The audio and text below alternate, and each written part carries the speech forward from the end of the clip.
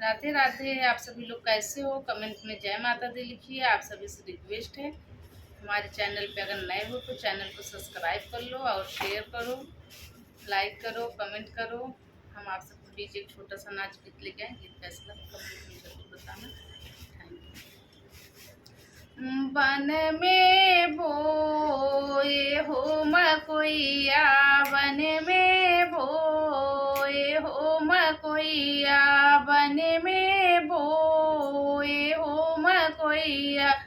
एक मकोइया राजा तोरहू न पावली, फाटल मोर हो चुनरिया, फाटल मोर हो चुनरिया। 5 रुपया तोह के देव दरजी, सीना देते मोर चुनरिया, सीना दे ते मोर चुनरिया। बन में बोए हो मकोइया, बन में बोए हो मकोइया।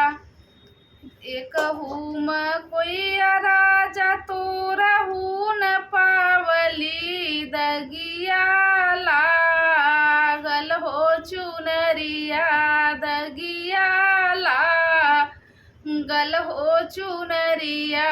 5 रुपया तोह के देव धोबिया, धोई ना देते मोर चुनरिया, धोई ना देते मोर चुनरिया।